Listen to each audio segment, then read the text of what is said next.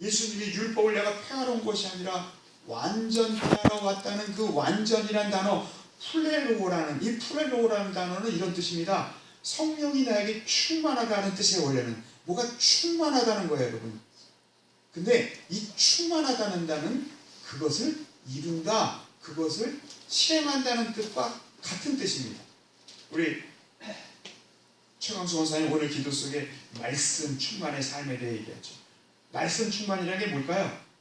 말씀을 자꾸 외워가지고 암송하고 말씀 충만, 그게 말씀 충만.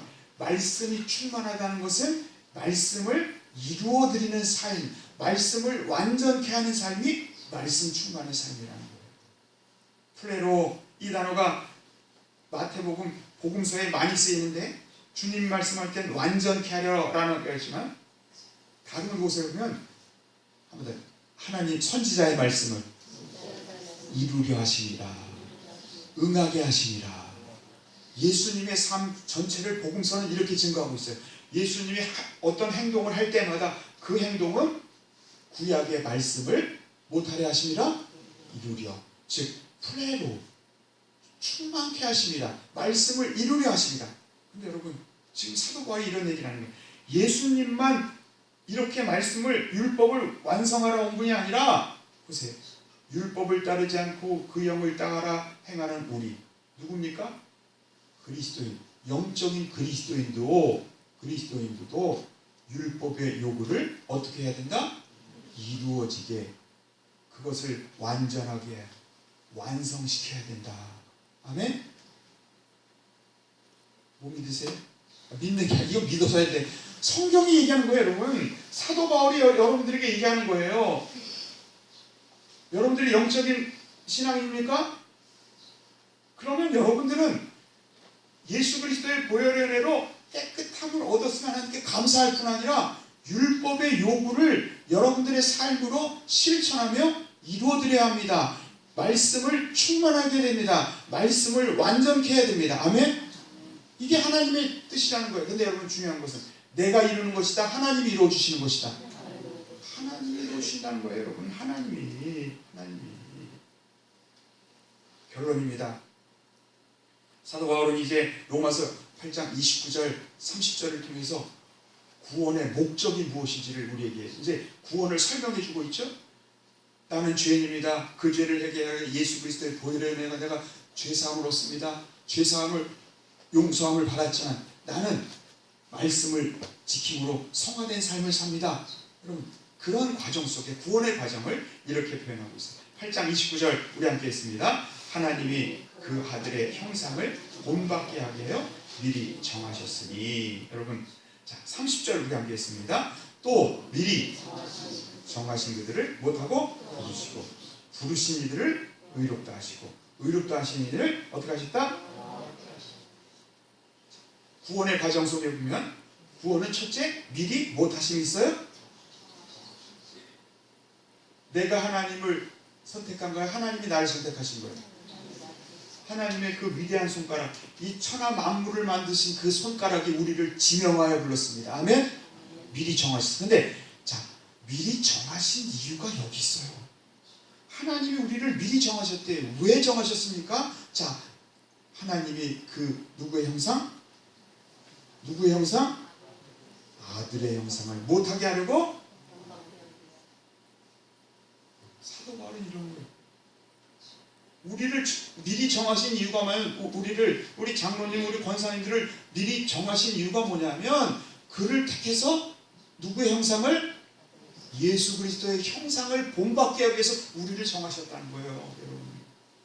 단순히 내가 잘 먹고 잘 살다가 천국 가서 그 호의호식 누려야지 내 이기적인 삶으로 살아가려는 그래서 정하신 것이 아니라 미리 정하신 이유가 그 위대한 손가락으로 우리를 지명하신 이유가 뭐냐면 제 얘기가 아니에요. 성경의 얘기고 하나님이 하신 말씀이에요. 아들의 형상을 본받게 하기 위해서라는 거예요. 예수 그리스도의 형상을 본받게 하기 위해서 그들을 무엇하시고? 부르시고 부르신 자를 어떻게 하시고? 어떻게 의롭다 하셨죠? 무엇으로 의롭게 하셨죠? 주님의 보혈로 우리를 의롭게 하셨습니다. 그런데 의롭다 하신 그들을 또 어떻게 하신다고요? 자, 영화가 뭡니까? 오해하면 안 돼요. 영화라는 단어가 독사라는 단어, 영광이라는 뜻인데, 그럼 우리가 영광스러운 삶이 된다는 겁니까? 아니에요. 뭐냐면 보혈로 여러분 은혜롭게 된 사람들은 이제 말씀의 순종으로 성화의 삶을 살다 보면 누구를 닮아간다? 예수의 모습으로 닮아가죠. 예수 그리스도의 형상이 바로 내 안에 있을 때 우리는 영화로운 삶이 됩니다. 자, 어느 주석서에 이렇게 얘기했어요. 한번 따라서 하나님의 백성의 영화는 그 아들의 형상을 완전히 담는 것이다. 여러분, 모세가 시내산에 올라가서 하나님을 뵙고 내려왔더니 모세의 얼굴에서 무엇이 났죠? 하나님의 형상에 덧임금도 없는 거예요. 마찬가지로 우리도 그리스도를 닮아가는 삶을 살다 보면 우리 속에 하나님의 영화가 옵니다. 그게 바로 우리 요한일서의 목사님이 얘기하는 그리스도인의 완전. 골로새서 3장 4절 이렇게 얘기합니다. 우리 함께 읽습니다. 우리의 생명이신 그리스도께서 나타나실 그때 너희도 그와 함께 무엇 중에? 영광 중에 나타나리.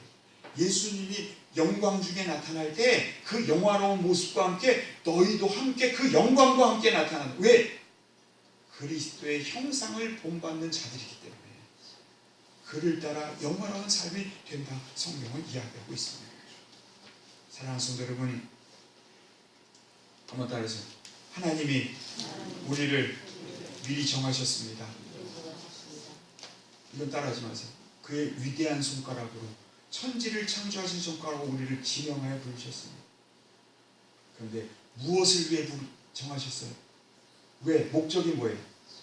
아들의 형상을 본받게 하기 위해서.